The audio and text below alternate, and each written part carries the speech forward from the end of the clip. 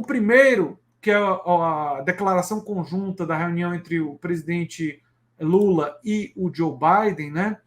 Ela é muito interessante porque ela traz justamente esse lado de Lula tá trazendo o Brasil de volta ao mundo. Inclusive, tem algumas reportagens que tratam exatamente disso, né?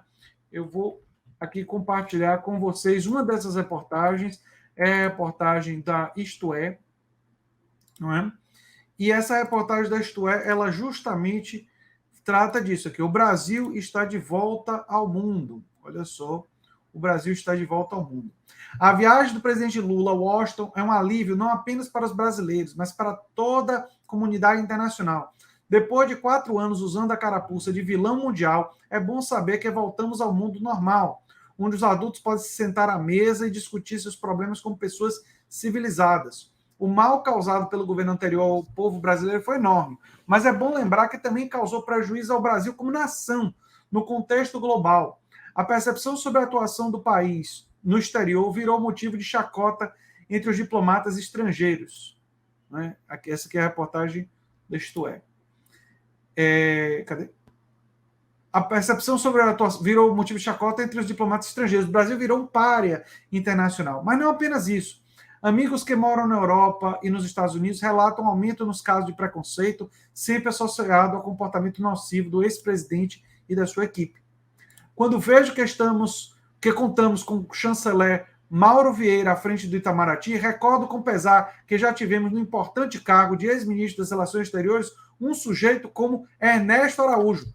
Gente, é inacreditável, mas Ernesto Araújo, que dizia que o aquecimento global é trama marxista, foi ministro das Relações Exteriores. É complicado mesmo. Né? Felizmente, o Brasil se livrou do Ernesto Araújo. Né? Ele deixou o cargo em março de 2021 pela porta dos fundos, após uma gestão patética, mas deixou a marca pelo qual será conhecido pela história. Que sejamos párias, é bom ser pária, esse pária aqui, esse Brasil. Não sei se você, leitor, compreende a gravidade da afirmação, ainda mais vinda de um ministro das Relações Exteriores de um país. Ele afirmou com todas as letras que era bom ser pária. E ele fez tudo o que estava ao alcance dele para que o Brasil se tornasse um país rejeitado pela comunidade internacional. Então, quando aqui no Isto É, o Brasil voltou, o Brasil está de volta ao mundo, é o título da matéria, né?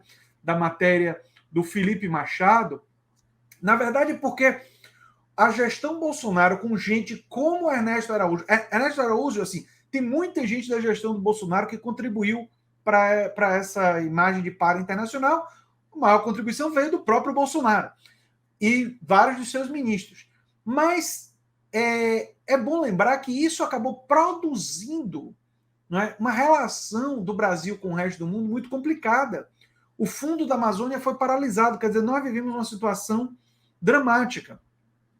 Pelo nível cognitivo do ministério anterior, é bem possível que ele não soubesse o significado da palavra. A definição do Oxford é essa aqui: pessoa mantida à margem da sociedade ou excluída do convívio social. Araújo, pelo menos, é coerente. Desde que deixou o governo, nunca mais se ouviu falar dele. Está à margem da sociedade e foi excluído do convívio social. Ainda bem. Lula tem seus problemas com política externa, principalmente quando não condena a ditadura de esquerda. Aí lá vem o discurso deles, né?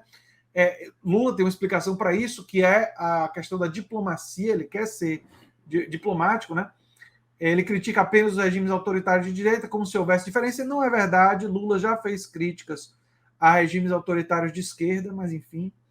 Mas não dá nem para comparar. Sua posse foi a que mais reuniu o chefe de Estado. Segundo o Itamaraty, foram 21, entre eles o rei da Espanha, o presidente de Portugal e da Alemanha. O mundo estava com saudade do Brasil. Em pouco mais de um mês de governo, Lula já visitou a Argentina e o Uruguai e hoje chega aos Estados Unidos para o encontro na Casa Branca. É assim que os adultos agem, sem picuinhas inúteis voltadas para as redes sociais, mas com responsabilidade. É bom saber que Lula finalmente vai poder explicar pessoalmente ao presidente Joe Biden que o Brasil não é mais um país de párias.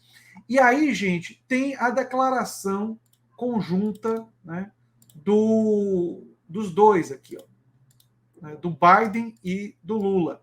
Eu não vou ler a declaração toda, mas eu vou resumir aqui para vocês, né, essa declaração conjunta, e essa declaração conjunta reafirma um repúdio ao extremismo, ela reafirma compromisso com a questão ambiental, ela reafirma compromisso com direitos humanos, ela reafirma uma união para que as democracias do mundo rechassem golpes e tentativas autoritárias.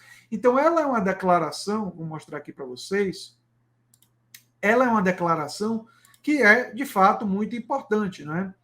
Aqui, só ler um trecho. Hoje, o presidente dos Estados Unidos, Joseph Biden, e o presidente da República do Brasil reuniram-se em Washington. Durante o evento, os dois líderes reafirmaram a natureza vital e duradoura da relação Brasil-Estados Unidos e ressaltaram que o fortalecimento da democracia, promoção dos direitos humanos e o enfrentamento da crise climática permanecem no centro da agenda comum. Percebam que fortalecimento da democracia, promoção e respeito aos direitos humanos e enfrentamento da crise climática são elementos centrais da agenda dos dois e que, não por acaso, foram o epicentro dessa declaração conjunta, né?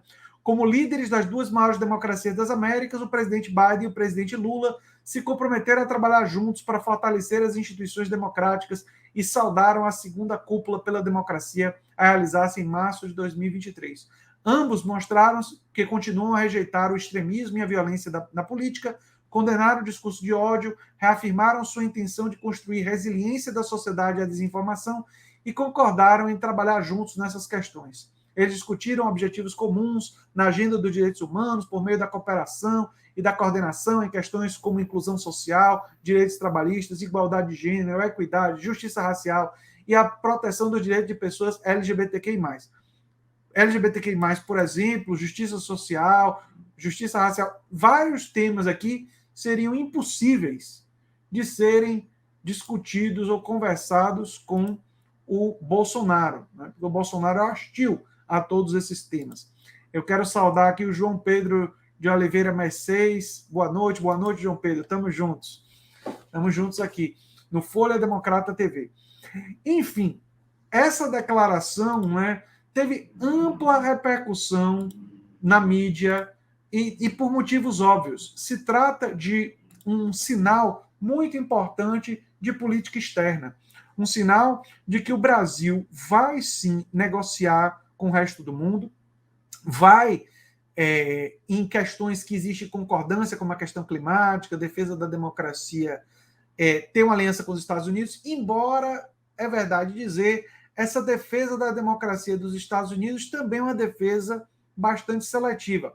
A Isto falou ali que Lula não critica assim tanto as ditaduras de esquerda, né? O que eu acho que é meio questionável. Já teve vezes que Lula realmente foi mais polido do que talvez deveria em relação a essa ditadura, mas ele tem a justificativa de que é uma estratégia diplomática. Agora, os Estados Unidos não só apoiou golpes no passado, como o próprio Joe Biden apoiou vários golpes. E essa defesa agora de fortalecimento da democracia, não só nos Estados Unidos, como no resto do mundo, é uma questão que é conjuntural agora, porque existe a ameaça do fascismo norte-americano que responde pelo nome de trumpismo. Então, a ameaça local é que faz a postura dos Estados Unidos em relação ao Brasil ser assim, porque o Bolsonaro está alinhado ao Trump. Mas vocês podem perceber que os Estados Unidos não fazem essas declarações assim da importância da democracia e tal, quando o assunto é, por exemplo, a Arábia Saudita. A Arábia Saudita é um dos maiores violadores de direitos humanos do mundo. Os terroristas do 11 de setembro vieram da Arábia Saudita. E a maioria deles. E os Estados Unidos é extremamente cuidadoso quando fala com a Arábia Saudita e não fala criticando a violação de direitos humanos e a falta de democracia no país. Por quê? Porque a Arábia Saudita é um aliado do ponto de vista comercial, especialmente envolvendo questões do petróleo. Então, acaba que é sempre bom a gente adicionar esses elementos, não é, à realidade política do mundo político em que nós vivemos. O mundo que nós vivemos ele é mais complexo do que possa parecer e a gente não pode aceitar o discurso que vem da Casa Branca acriticamente. Nesse momento, pela conjuntura, ele é favorável ao Brasil para rechaçar o neofascismo bolsonarista. E a gente, claro, agradece, mas é um agradecimento conjuntural, é uma coisa que a gente sabe que os Estados Unidos, na sua história, no passado e no presente, tem coisas muito questionáveis e criticáveis, e temos que ter muito cuidado com esse agradecimento nesse momento. A gente não pode transbordar isso para jogar para debaixo do pano os erros do passado dos Estados Unidos, nem as hipocrisias e contradições do presente. Tendo isso dito, eu quero tratar do fato de Lula ter se encontrado com Bernie Sanders, né, antes da reunião com Biden, o que mostra o respeito que Lula tem por Bernie, e quem acompanha aqui o meu canal sabe que eu sou um admirador do Bernie Sanders. Aliás, se dependesse de mim, eu realmente gostaria muito, mas muito mesmo, de ter comemorado uma vitória de Bernie, tanto contra Hillary e contra o Trump na primeira vez, né? Quanto contra o próprio Biden. Né? O Bernie era uma figura muito, muito melhor do que o Biden para ser presidente dos Estados Unidos. Mas é claro que a gente também tem que aceitar a realidade que a gente vive. Né? A realidade que a gente vive é essa. Né? E o Biden acabou sendo o vencedor. Com o apoio maciço do establishment do Partido Democrata, sem o qual Biden não teria vencido. Né?